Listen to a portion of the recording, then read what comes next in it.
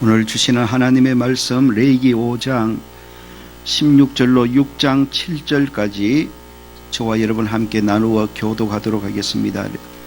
구약 성경 레위기서 5장 16절로 6장 7절입니다. 여러분 가지신 성경 151쪽경에 있을 것입니다. 제가 먼저 5장 16절을 14절부터인데 여기 좀 잘못되었네요. 자, 14절부터 5장 14절부터 6장 7절까지입니다. 제가 먼저 5장 14절을 읽겠습니다. 여호와께서 모세에게 말씀하여 이르시되 누구든지 여호와의 성물에 대하여 부지 중에 범죄하였으면 여호와께 속건제를 드리되 내가 지정한 가치를 따라 성소의 세겔로 몇 세겔은 은에 상당한 흠없는 수양을 양떼 중에서 끌어다가 속건제로 성물에 대한 잘못을 보상하되 그것에 5분의 1을 더하여 제사장에게 줄 것이요 제사장은 그 속건제의 수양으로 그를 위하여 속죄한 적 그가 사함을 받으리라. 만일 누구든지 여호와의 계명 중 하나를 부지 중에 범하여도 허물이라 벌을 당할 것이 그는 내가 지정한 가치대로 양떼 중 흠없는 수양을 속건 제물로 제사장에게로 가져갈 것이요 제사장은 그가 부지 중에 범죄한 허물을 위하여 속죄한 적 그가 사함을 받으리라. 이는 속건제니 여호와 앞에 참으로 잘못을 저질렀음이니라. 6장 1절입니다. 여호와께서 모세에게 말씀하여 이르시되 누구든지 여호와께 신실하지 못하여 범죄하되 곧 이웃이 맡긴 물건이나 정단물을 속이거나 도둑질하거나 착취하고도 사실을 부인하거나 남의 이런 물건을 주고도 사실을 부인하여 거짓 맹세하는 등 사람이 이 모든 일 중에 하나라도 행하여 범죄하면 이는 죄를 범하였고 죄가 있는 자니 그 훔친 것이나 착취한 것이나 맡은 것이나 이런 물건을 주운 것이나 그 거짓 맹세한 모든 물건을 돌려보내되 곧 그 본래 물건의 5분의 1을 더하여 돌려보낼 것이니 그 죄가 드러나는 날에 그 임자에게 줄 것이요 그는 또 속건 제물을 여호와께 가져갈 것이니 곧 내가 지정한 가치대로 양떼 중 흠없는 수양을 속건 제물을 위하여 제사장에게로 끌고 갈 것이다. 함께요. 제사장은 여호와 앞에서 그를 위하여 속죄한 적 그는 무슨 허물이든지 사함을 받으리라. 아멘. 행복한 찬양대에서 준비된 찬양. 할렐루야. 우리 앞뒤좌우로 주의 이름으로 서로 인사 나누면서 말씀을 받도록 하십시다. 하나님을 미소 짓게 하십시다. 주일 나대배마다 우리 레위기서를 통해 주시는 말씀의 은혜를 함께 나누고 있습니다.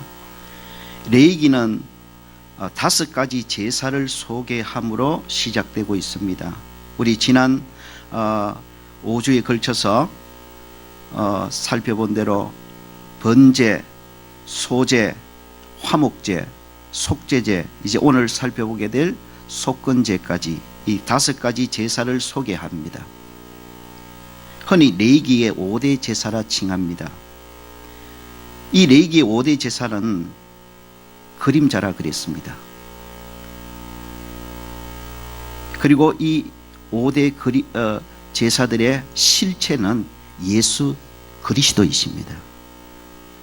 5대 제사들은 한결같이 실체 대신 예수님을 예표하고 있는 것입니다. 오늘은 5대 제사 중에 속건제에 관해 함께 살펴보려고 합니다. 앞서 말씀드렸듯이 레위기의 모든 제사들이 궁극적으로 예수님을 예표하고 있듯이 당연히 본문의 속건제도 예수님을 예표하는 제사입니다. 이사야 53장 10절에 보면 이사야 선지자는 이렇게 예언했습니다. 여호와께서 그에게 상함을 받게 하시기를 원하사 질고를 당하게 하셨은즉 그의 영혼을 속건 제물로 드리기에 이르렀다 그랬어요. 이사야 선지자는 장차 오실 메시아, 즉 예수 그리스도께서 자신의 영혼을 속건 제물 삼아 하나님께 영원하고 완전한 속건 제사를 드리실 것이라는 것을 예언하고 있는 것입니다. 여러분 믿으시기를 바랍니다. 네기의 속건제와 속건제물도 예수 그리스도를 보여주는 예표입니다. 예수님이 속건제물이시고 예수님께서 속건제물을 드리셨습니다. 예수님은 우리를 위해 당신의 영혼을 속건제물 삼아서 영원하고 완전한 속건제사를 하나님께 드리셨던 것입니다. 본문을 읽어보면 속건제는 크게 두 가지 경우에 드려졌습니다. 첫째는 하나님의 성물을 범하는 죄를 지었을 경우입니다. 이것이 바로 우리가 읽어본 대로 5장 14절로 19절에서 하는 말씀입니다. 두 번째로 또 속건제는 이웃에게 실수로 물질적 손해나 금전적인 손실을 입혔을 경우에 드려야 하는 제사였습니다. 그것이 바로 6장 1절로 7절까지의 내용입니다. 이 두 부분을 우리가 오늘 좀 살펴보면서 오늘 저와 여러분들도 매일매일 하나님의 자녀들로서 이 땅을 살아가면서 속건제 드리는 삶을 살기를 예수 그리스도의 이름으로 축원합니다. 먼저 속건제는 부지 중에 성물을 범한 죄를 지었을 때에 그 성물 범한 죄를 해결하기 위해 드려야 했던 제사입니다. 우리 5장을 14절부터 16절까지 한번 읽어보실까요? 자, 5장 14절부터 16절까지 다시 읽어봅니다. 시작. 여호와께서 모세에게 말씀하여 이르시되 누구든지 여호와의 성물에 대하여 부지 중에 범죄하였으면 여호와께 속건제를 드리되 내가 지정한 가치를 따라 성소의 세겔로 몇 세겔 은에 상당한 흠없는 수양을 양떼 중에서 끌어다가 속건제로 드려서 성물에 대한 잘못을 보상하되 그것의 5분의 1을 더하여 제사장에게 줄 것이요 제사장은 그 속건제의 수양으로 그를 위하여 속죄한즉 그가 사함을 받으리라. 여기 보면 누구든지 여호와의 성물에 대하여 부지 중에 범죄하였으면 여호와께 속건제를 드려야 한다고 했습니다. 여기서 여호와의 성물은 여호와께 구별된 물건 혹은 여호와를 위하여 사용되는 물건이라는 그런 의미입니다. 즉 하나님을 위해 섬기는 일을 위해 하나님을 예배하는 일을 위해 하나님을 섬기는 일을 위해 특별하게 따로 구별해 놓은 물건을 일컬어서 성물이라고 한다는 거예요. 예를 들어 보면 제사장들이 하나님께 제사 드릴 때에 입기 위해 따로 구별해서 만든 옷이 있습니다. 그것을 성의, 성스러운 의복이라 성물로 그렇게 말하는 거예요. 그것보다 훨씬 더 좋은 옷들이 세상에 있을 수 있을 것입니다. 그러나 그것보다 아무리 좋은 옷이라도 성물이 될 수 없어요. 성물이 될 수 있는 것은 하나님을 섬기는 일을 위해 특별히 구별되었기 때문에 성물이 되는 거예요. 그리고 제사장들이 하나님을 제사할 때 입기 위해 따로 구별된 옷이기 때문에 제사장이 입는 옷을 성의 혹은 성물이라 그렇게 말하는 거예요. 하나님을 예배하고 제사하기 위해 따로 구별된 건물이 있습니다. 그 건물을 뭐라고 하지요? 성전이라고 합니다. 구약의 예루살렘 성전이 화려하게 지어졌다고 하지만은 실제로 예루살렘 성전보다 훨씬 더 거대하고 화려한 건물이 있었습니다. 그러나 아무리 거대하고 화려한 건물이라도 성물이라 하지 않습니다. 비록 그보다 초라하고 작은 규모라 할지라도 하나님을 예배하기 위해 따로 구별된 건물이기 때문에 그 건물은 무엇이 되는 겁니까? 성전이 되는 거예요. 성물이 되는 겁니다. 이렇게 하나님을 예배하는 일을 위해, 하나님을 섬기는 일을 위해 특별히 따로 구별을 해 놓은 물건들을 일컬어서 성물이라고 하는 거예요. 본문 오늘 17절에 보면 누구든지 여호와의 계명 중 하나를 부지정에 범하였을 때에 속건제를 드려라 했거든요. 여기서 여호와의 계명은 좁게 보면 1차적으로는 성물에 대한 계명을 의미한다고 보는 거예요. 왜냐하면 지금 성물에 대한 이야기를 하고 있기 때문입니다. 그리고 부지중에라는 말은 우리 자주 몇 주 들으셨겠지만 알지 못하는 사이에 또는 실수로 라는 의미입니다. 그러니까 성물을 하나님의 일을 위해서 하나님께 구별해 드린 성물을 어떻게 다루어야 될지 하나님께서 계명으로 자세하게 주셨다는 겁니다. 구약 성경에 보면 하나님께 드려진 성물, 하나님의 일을 위해 구별된 성물을 어떻게 다루어야 하는지 계명으로 자세하게 주셨습니다. 그런데 사람들이 이 계명을 잘 알지 못하거나 알고 있으면서도 부지중에 실수로 하나님께서 말씀하신 성물에 관한 계명 중 한 가지라도 어기거나 범했을 경우에 그 성물을 범한 죄를 해결하기 위해 드리는 제사가 바로 속건제라는 것입니다. 그래서 속건제는 근본적으로 하나님과의 바른 관계 회복을 위해 드리는 제사라고 할 수 있습니다. 여러분, 하나님께 구별해 드린 성물, 하나님을 위해 사용하고자 따로 구별된 성물은 구별되는 그 순간부터 하나님의 것, 즉 성물이 되어져 버리는 겁니다. 거룩한 물건이 되어져요.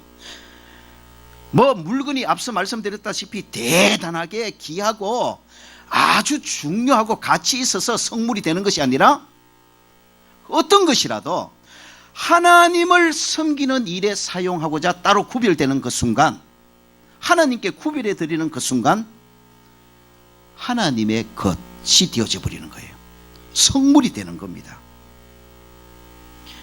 그래서 하나님께 구별해 드린 하나님의 성물을 하나님의 계명대로 다루어야지, 하나님이 계명으로 말씀하신 것을 자기 마음대로 어기고 함부로 다루거나 취급하면 그것이 하나님께 죄가 된다고 말하는 겁니다. 19절에 보면 이는 속건제니 그가 여호와 앞에 참으로 잘못을 저질렀음이라 그랬어요. 왜 속건제를 드립니까? 성물을 잘못 다루고 취급했을 때에 속건제를 드려야 돼요. 왜요? 하나님께 구별된 성물을 잘못 다루는 것이 하나님께 죄가 되기 때문인 것입니다. 여러분, 그런데 여기서 우리가 알아야 될 게 있어요. 그러면 하나님께 구별해드린 성물을 잘못 다루는 것이 왜 죄가 될까요? 하나님 앞에. 근본적으로는 이것입니다. 하나님께 구별해드린 성물은 하나님께 구별해드렸기 때문에 하나님 때문에 성물이 되는 거예요. 하나님이 중요하다 이 말입니다. 하나님 그분이 거룩하기 때문에 하나님 그분께 구별해드린 물건은 거룩한 물건, 성물이 되어지는 거예요. 하나님 때문인 것입니다. 그러므로 성물이 귀한 것은 하나님 그분이 귀한 분이기 때문인 것입니다. 반대로 말씀드리면 성물을 하찮게 여기는 것, 하나님께 구별해드린 하나님의 성물을 하찮게 여기고 함부로 대하는 것은 지금 그 마음속에 하나님을 하찮게 여기는 마음 상태가 되었다는 것을 말하는 거예요. 그래서 죄가 되는 거예요. 여러분, 하나님을 하찮게 여기는 것, 분명히 그것은 믿는 성도들에게 죄가 되는 것이에요. 우리는 마음으로 하나님을 경외해야 합니다. 하나님을 귀하게 여겨야 한다는 말입니다. 하나님을 존귀하게 여겨야 한다는 것입니다. 왜요? 하나님은 그런 분이시니까요. 그래서 그 너무나 존귀하신 거룩하신 하나님께 구별해드리는 물건은 성물이 되어져 버리는 거예요. 왜요? 하나님 그분이 너무나 거룩하시고 존귀하신 분이니까 하나님을 위해 사용하는 물건조차도 너무나 귀한 성물이 되어져 버리는 거예요. 하나님 때문에 성물이 되는 겁니다. 그러므로 진짜 하나님을 마음으로 존경하고 경외하고 귀하게 여기는 성도는 하나님께 드려진 하나님을 위해 구별된 성물도 귀하게 여기고 조심해서 다루게 되어 있는 것입니다. 그러나 우리 마음속에 어느 순간부터 하나님을 경외하는 마음이 사라지고 하나님을 귀하게 여기는 마음이 사라질 때에 외적으로 자연스럽게 나타나는 현상이 뭐냐면 하나님 그분 귀한 분께를 위해 구별된 성물을 함부로 다루고 성물을 하찮게 여기는 태도들이 나타난다는 것입니다.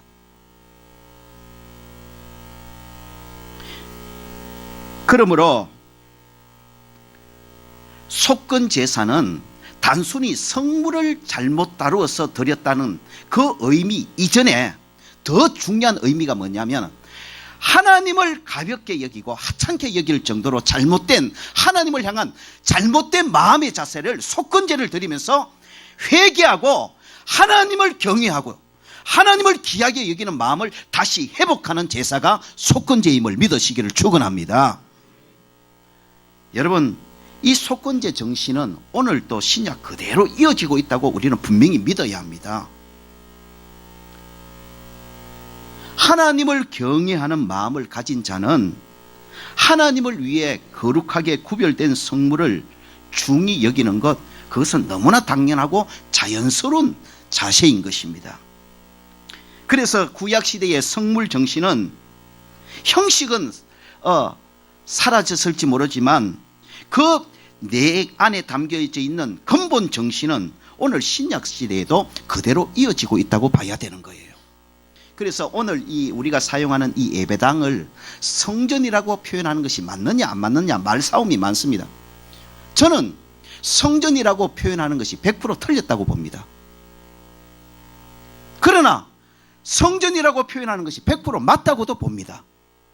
왜 그렇게 보냐면 구약의 성전처럼 이 예배당을 성전이라 하면 그것은 100% 틀린 거예요. 그러나 구약의 정신을 가지고 하나님께 구별된 건물이기 때문에 오늘 이 예배당을 하나님을 예배하는 일에 사용되기 위해 구별된 건물이라는 의미에서 성전이라 부르면 저는 100% 찬성합니다. 뭐가 잘못되었습니까? 여러분, 구약시대에만 하나님께 구별된 것이 성물이고 신약시대에는 하나님을 위해 구별된 것이 성물이 아니라는 말입니까? 어디에서 그런 이야기가 나옵니까? 아니죠. 그러므로 정신적인 부분에서는 분명히 구약시대에도 하나님을 위해 특별히 구별된 것이라면 그것이 성물이 되는 것듯이 오늘 신약에도 하나님을 위해서 특별히 구별된 것이라면 우리는 성물이라고 불러도 전혀 틀린 것이 아니라 오히려 정확한 표현인 것입니다. 그러므로 오늘 신약시대의 우리들도 하나님을 위해 구별된 물건인 성물을 귀하게 여기는 마음, 소중히 여기는 마음을 가져야 됩니다. 왜냐하면 오늘도 이 물건을 구별해 드린 그 하나님이 여전히 귀하신 분이기 때문인 것입니다. 존귀하신 분이기 때문입니다. 거룩하신 분이기 때문인 것입니다. 오늘도 여전히 그분은 거룩하시고 존귀하신 분이기 때문에 그분을 위해 사용하기 위해 따로 구별된 물건이라면 오늘 우리들도 그 물건을 귀하게 여기고 소중하게 여기는 정신을 가지고 자세를 가져야 하는 것입니다. 물론 앞서 말씀드렸듯이 오늘 이 예배당을 또 오늘 예배당 안에 있는 물건을 구약의 어떤 그런 형식적인 성전과 성물의 개념으로 해석하는 것은 무리가 있는 것이 맞습니다. 그러나 정신적으로는 하나님께 구별된 것이기 때문에 그분은 구약에도 거룩하셨듯이 지금도 동일하게 거룩하신 분이고 구약에 존귀하셨던 그분은 지금도 여전히 존귀하신 분이기에 거룩하고 존귀한 그분을 위해 구별된 물건이라면 거룩하고 존귀한 그분을 위해 사용하기 위해 우리가 특별히 따로 성별한 물건이라면 그것은 오늘 또 성물로 우리가 귀하게 여기면서 그 물건이 다른 물건보다 가치가 있고 그 물건이 다른 건물보다 빚값은 적에서 성물이 아니라 비록 초라한 건물일지 모르지만 하나님을 예배하는 일에 사용되는 이 예배당을 성물로 여기고 하나님 그분이 귀하기에 하나님 그분을 위해 사용되는 이 건물을 소중히 여기고 조심해서 다뤄야 될 필요성이 있는 것입니다. 여러분, 오늘 우리 자녀들에게 이것을 좀 가르쳐야 됩니다. 물건 자체를 신성시 여기라는 것이 아닙니다. 이 물건이 세상 물건과 똑같은 물건일지 모르지만 하나님을 위해 사용되는 물건이기 때문에 귀하게 여기고 소중하게 다뤄야 된다는 정신을 우리 자녀들에게 가르쳐 주어야 된다는 말입니다. 여러분, 오늘 우리가 하나님을 위해 사용되기 위해서 이 건물을 구별했습니다. 그리고 이 건물 안에 하나님을 예배하기 위해, 하나님을 섬기기 위해 구별된 물건들이 가득가득합니다. 여기에 볼펜 하나라도 하나님을 섬기는 일에 일단 구별되었다면 이 볼펜 자체가 어떤 볼펜보다 가치가 있고 굉장히 중요한 볼펜이라서 소중히 여기고 잘 다루어야 되는 것이 아니라 존귀하신 하나님을 섬기는 일에 구별된 물건이기 때문에 구별되는 그 순간부터 이 볼펜은 성물로 소중하게 다루어야 되는 것입니다. 여러분, 예배당 안에 있는 작은 물건 하나도 소중히 여길 줄 아는 신앙인들이 되시기를 바랍니다. 왜요? 일단 예배당 안에 있는 모든 물건은 하나님을 섬기는 일에 이미 구별된 물건입니다. 그래서 빗자루 하나라도 예배당 안에 하나님을 위해 구별된 물건은 오늘 또 동일하게 구약의 성도들이 성물을 귀하게 여기고 소중하게 다루었듯이 오늘 우리들도 동일한 정신을 가지고 하나님을 섬기는 일을 위해 구별된 물건이기 때문에 오늘 또 그 물건들을 귀하게 여기고 소중하게 드리는 자세가 올바른 자세고 그것이 바로 속건제 드리는 삶임을 믿으시기를 주의 이름으로 축원합니다. 여러분, 이 시간에 이 말씀을 통해 다시 한 번 더 저와 여러분의 신앙 상태를 점검해 보시기 바랍니다. 성물을 범한 것이, 함부로 다루는 것이, 내 마음대로 다루는 것이 왜 죄가 됩니까? 그 성물이 하나님을 위해 구별된 물건이기 때문입니다. 하나님을 위해 구별된 물건이기 때문에 성물, 귀한 물건이 되는 거예요. 그러므로 성물을 함부로 다룬다는 것은 그 성물을 성물되게 하신 하나님을 하찮게 여기는 마음 상태에서 나오는 현상이라는 것입니다. 이거 잘못된 거죠. 여러분, 우리는 오늘도 여전히 하나님을 거룩한 분으로, 하나님을 존귀한 분으로 귀하게 여기며 경외해야 하는 마음을 가져야 될 줄로 믿습니다. 하나님을 존귀한 분으로, 거룩한 분으로 귀하게 여겨야 되는데 그 하나님을 하찮게 여기는 우리의 마음 상태가 되어버릴 때에 공통적으로 나타나는 현상이 하나님께 드려진 성물 그 자체도 하찮게 여기고 함부로 취급하는 모습으로 나타나더라는 것입니다. 여러분, 이 예배당이 귀합니까? 예배당이 하나님을 예배하는 일에 쓰여지는 볼펜 한 자루, 빗자루 하나라도 귀하게 여겨집니까?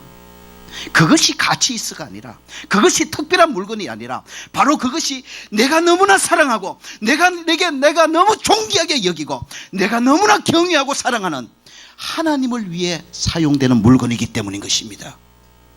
내게 하나님이 존귀하면요, 하나님을 위해 사용되는 물건도 오늘 여전히 귀하게 여겨지게 되어 있는 것입니다. 그러므로 우리 자녀들에게 하나님을 존귀 여기는 마음을 가르치되 또한 하나님을 존귀 여기는 마음에서 하나님의 것들도 존귀하게 여기는 자세가 나온다는 것을 분명히 가르칠 수 있는 믿음의 부모들이 되어지기를 주의 이름으로 축원합니다. 저와 여러분의 지금 마음의 상태를 먼저 오늘 속건제를 통해 돌아보시기를 바랍니다. 속건제는 단순히 성물 하나 다루었다, 그러니 이게 큰 죄가 된다가 아니라 바로 하나님께 구별된 물건을 함부로 취급하는 것은 이 물건을 구별해 받으신 하나님을 하찮게 여기는 마음에서 나오는 결과이기 때문에 하나님을 하찮게 여기는 그 잘못된 마음이 죄고 그 죄를 분명히 해결해야 된다는 것입니다. 여러분, 하나님을 존귀히 여기십니까? 하나님을 거룩하게 여기십니까? 하나님 그분을 경외하십니까?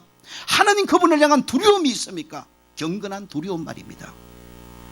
우리가 신앙생활하는 동안에 어느 순간부터 하나님 두려워하는 마음을 잃어버릴 수가 있어요. 하나님 경외하는 마음을 잃어버린단 말이에요. 하나님이 더 이상 두렵지가 않아요. 하나님 두려워하지 않는 그 사람이 하나님을 존귀하게 여기겠습니까? 바로 그 사람은 속히 속건제 드려야 될 사람입니다. 속건제물 대신 예수 그리스도 앞에 나아가 하나님을 하찮게 여기는 그 잘못된 마음을 회개하고 다시 하나님을 존귀히 여기는 마음을 회복하는 속건제 드리는 삶을 살아야 되는 줄로 믿습니다. 하나님을 존귀히 여기는 마음을 가질 때에 그 하나님께 구별해 드린 모든 물건이 귀해지는 겁니다. 소중해지는 겁니다. 그래서 성물을 귀하게 여기는 현상은 따라 나오는 현상인 것입니다. 저와 여러분 모두 하나님을 존귀히 여기는 자들이 되어 그 마음에서 그 존귀하신 하나님께 구별해 드린 모든 물건들도 귀하게 여길 줄 아는 그런 건강한 믿음의 성도들이 되어지기를 예수 그리스도의 이름으로 축원합니다. 두 번째로 속건제를 드리는 또 한 경우는 이웃의 재산에 손해를 입힌 경우입니다. 그것이 바로 6장 1절부터 7절까지 말씀하시는 속건제를 드려야 될 이유입니다. 우리 시간이 좀 걸릴지 모르지만 6장 1절부터 7절까지 다시 한번 더 읽어보십시다. 시작. 여호와께서 모세에게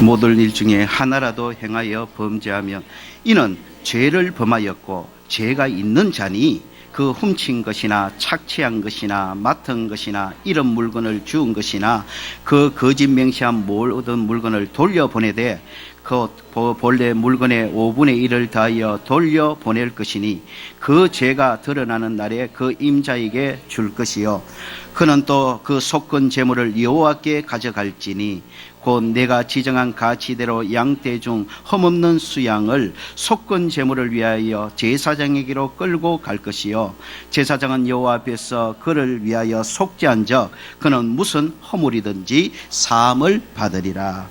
여기 보면 속건제를 드려야 되는 두 경우 중에 또 한 경우가 나옵니다. 그것은 바로 이웃의 재산에 손실과 손해를 입힌 경우입니다.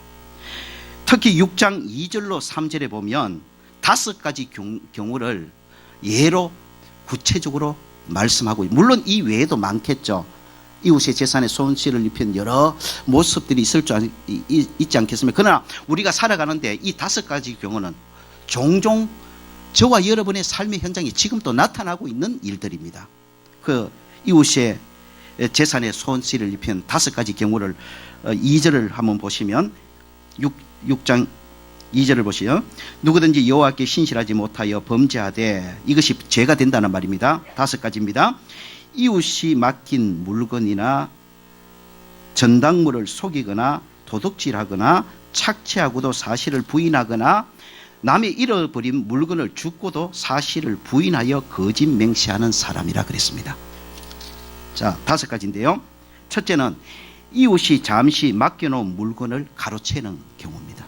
그거는 이웃의 물건에 재산에 손실을 입힌 첫 번째 경우입니다. 두 번째로 돈을 빌려가면서 내게 돈 빌려간 대신에 담보물을 맡겨놨어요. 그런데 그 담보물을 횡령해버리는 겁니다.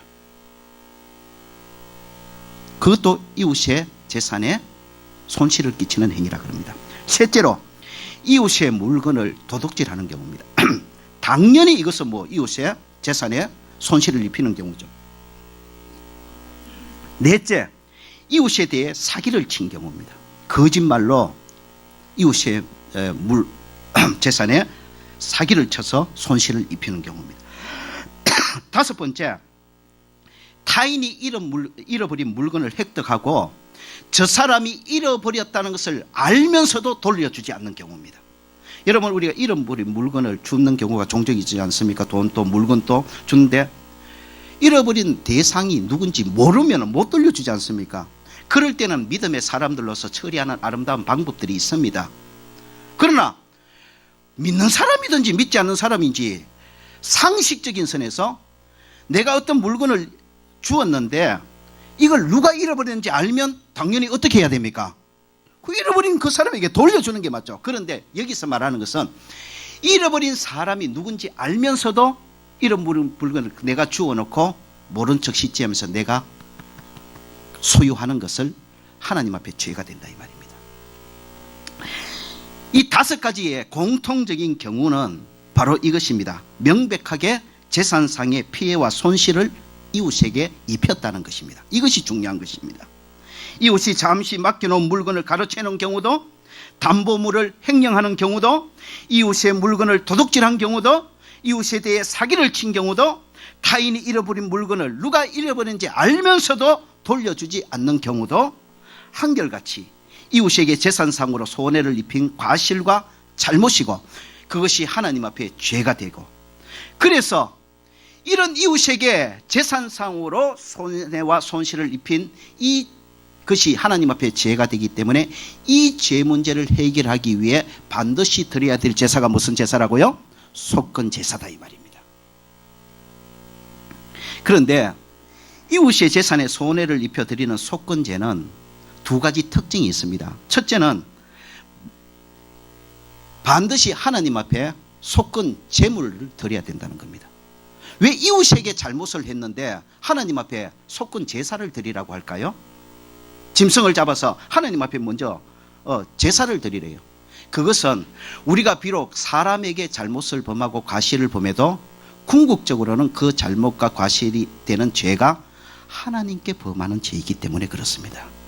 여러분, 우리가 어떤 형태 누구에게 잘못을 하고 죄를 지었든지 간에 그 죄는 궁극적으로 하나님 앞에 범하는 죄임을 믿으시기를 바랍니다. 그러므로 우리가 사람에게 어떤 과실을 하고 잘못을 했더라도 우리 믿는 사람은 먼저 하나님 앞에, 하나님, 내가 이 잘못과 과실과 죄를 지었습니다. 하나님 앞에 먼저 인정하고 고백하는 그런 회개를 해야만 하는 것입니다. 그것이 바로 속건제입니다. 자, 이렇게 하나님 앞에, 하나님, 내가 이웃에게 이런 물질적인 손해를 끼쳤습니다. 이런 과실을 범했습니다. 잘못했습니다. 인정하고 회개했지요. 회개하면 다음에는 어떻게 해야 되느냐? 속건제가 완성, 하나님이 받으시는 속건제가 되기 위해서 중요한 게 하나 있습니다. 그것은 바로 손해를 끼친 이웃에게 내가 손해를 끼친 금액의 5분의 1을 더해서 보상하는 겁니다. 이게 너무 중요해요. 자, 6장 5절을 다시 한번 읽어보십시다. 5장 읽으면서 이제 말씀을 마무리해 가는 겁니다. 6장 5절입니다. 시작. 그 거짓 맹세한 모든 물건을 돌려 원상복구해 주지요. 했는데 그것으로 끝나는 게 아니에요. 거기에다가 시작. 곧 그 본래 물건에 5분의 1을 더하여 돌려보낼 것이니 그 죄가 드러나는 날에 그 임자에게 줄 것이라 그랬어요. 금전상으로 손실을 끼쳤다면 그 손실을 끼친 부분에 대해서 보상하는 것은 믿는 자나 믿지 않는 자의 상식이지요. 그러나 우리 믿는 자들은 거기에 더해서 5분의 1을 더 보상하는 그런 자세를 가져야 된다는 겁니다. 여기에 대해서 해석이 시간이 가기 때문에 결론부터 말씀드립니다. 내가 손실을 입힌 금액의 5분의 1을 더하여 보상하는 이 보상의 정신은 최선을 다해 이웃의 손실에 대해 책임을 지겠다는 자세입니다. 우리 믿는 자들이 이런 자세를 가져야 된다는 거예요. 앞서 말씀드렸습니다. 사람에게 범한 죄도 궁극적으로는 하나님 앞에 범한 죄이기 때문에 사람에게 재산상으로 손실을 끼쳤다면 우리는 하나님 앞에 우리의 과실과 죄를 인정하고 회개하는 자세를 먼저 가져야 됩니다.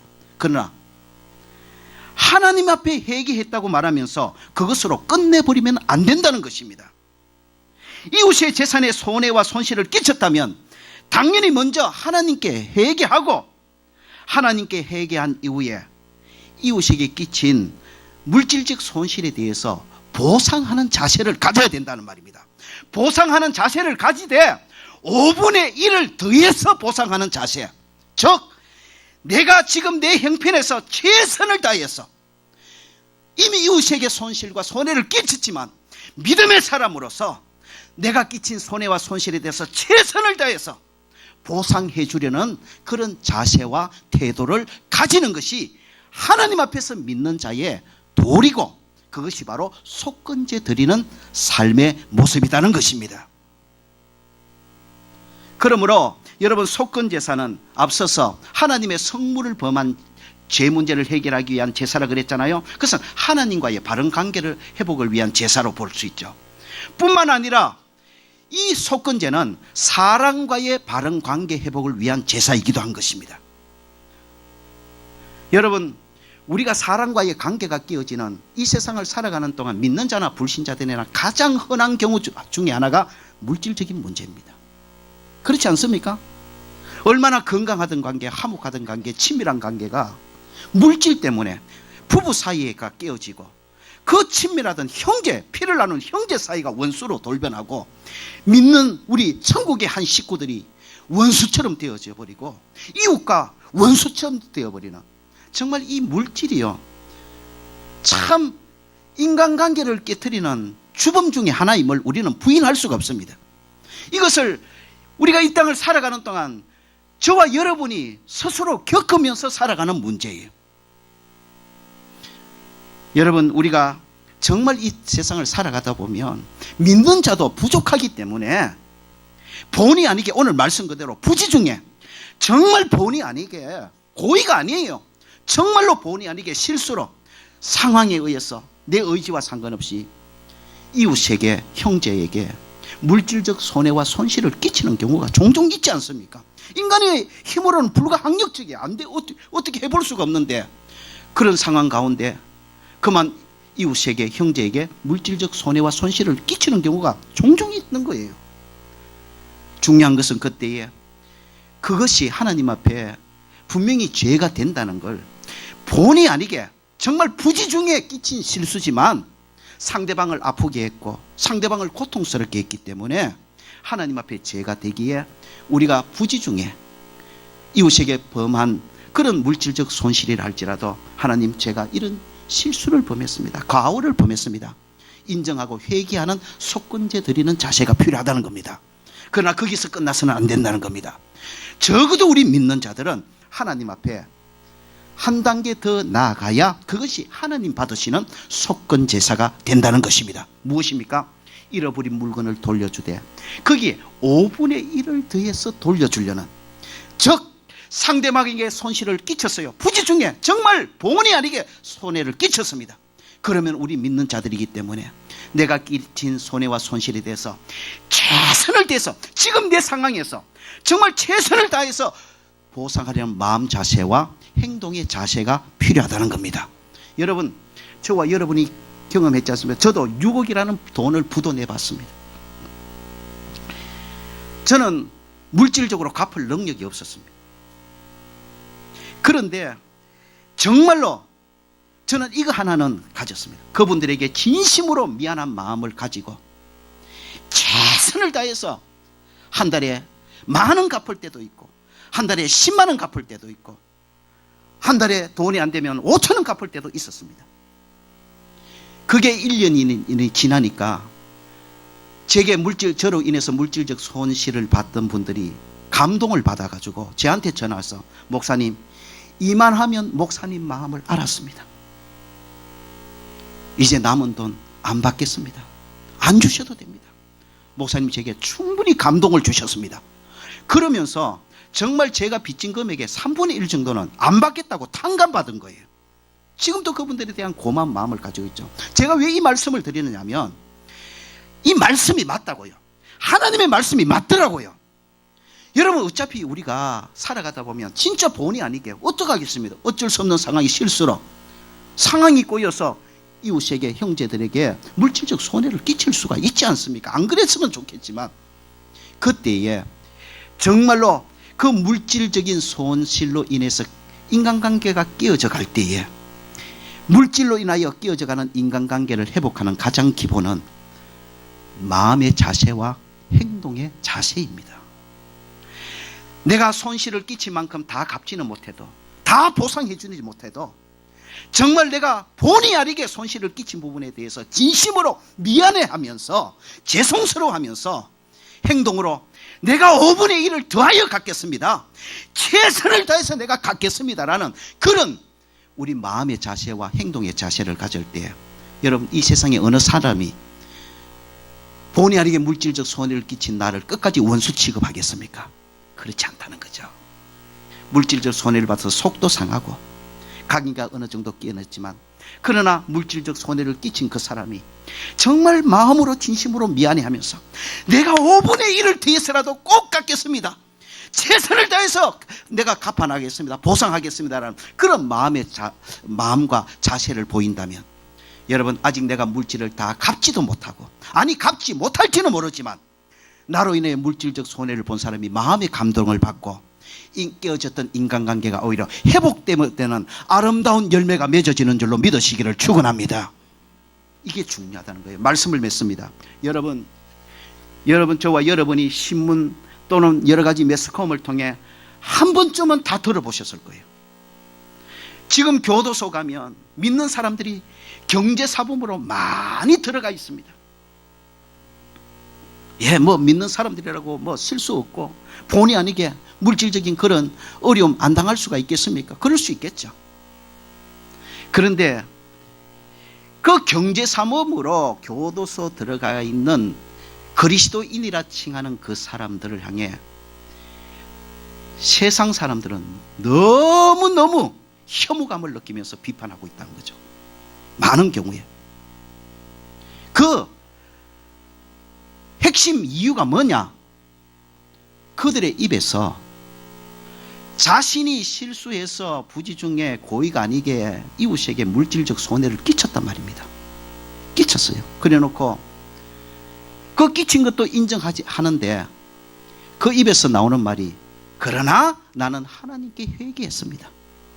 그래 이제부터 나는 그 물질적 손해에 대해서 내가 물질적으로 손해를 끼친 부분에 대해서 하나님께 회개했고 하나님 나를 용서하셨으니까 나는 자유하다는 것입니다. 어떻게 그렇게 말합니까? 지금 내가 나로 인해서 물질적 손해를 본 사람이 아파하고 여전히 괴로워하고 여전히 힘들어하고 여전히 삶이 엉망진창이 되어 있는데 어떻게 하나님께 회개했고 하나님께 용서받았으니까 내 마음은 편하고 나는 이제 그 물질적 손해에 대해서 나는 자유합니다. 어떻게 그런 태도를 가질 수 있냐는, 그거는 믿는 자의 태도가 아니라는 거죠. 그거는 하나님의 백성에 가져야 될 태도가 아니라는 거죠. 그래서 이웃에게 정말 부지 중에 고의가 아닌 거 맞아요.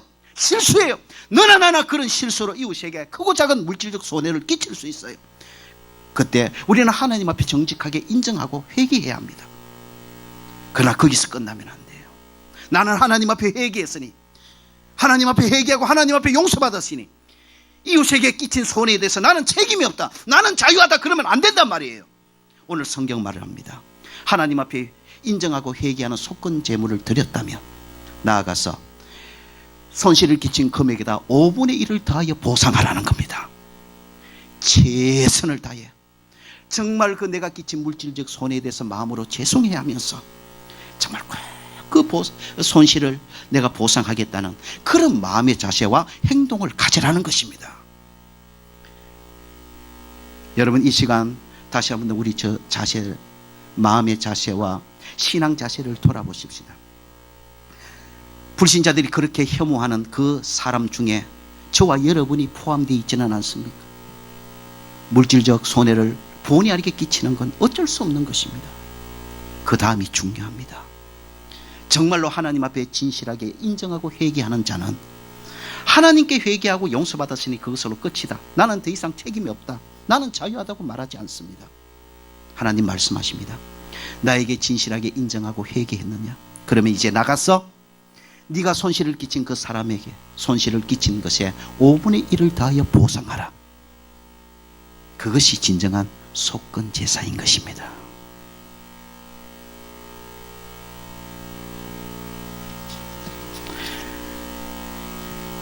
본의 아니게 끼친 손실이지만 내가 범한 과오이기에, 실수이기에 정말 우리 그리스도인으로 진심으로 미안해하는 마음을 가질 수 있기를 주의 이름으로 축원합니다. 그리고 정말 내가 다 갚지 못할 수도 있어요. 택도 없이.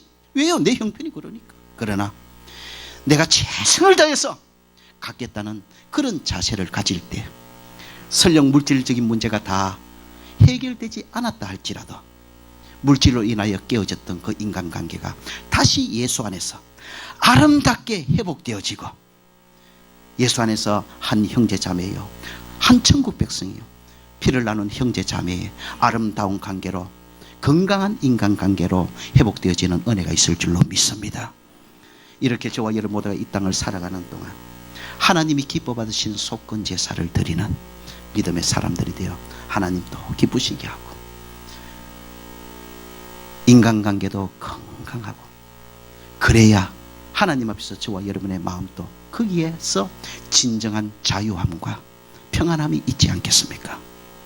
진정한 속건제를 드림으로 하나님 앞에 영광 돌리고, 인간관계도 건강하게 하고, 하나님 앞에서 진정한 자유와 평안을 누리며 사는 믿음의 사람들이 되어지시기를 주의 이름으로 축원합니다. 기도합니다.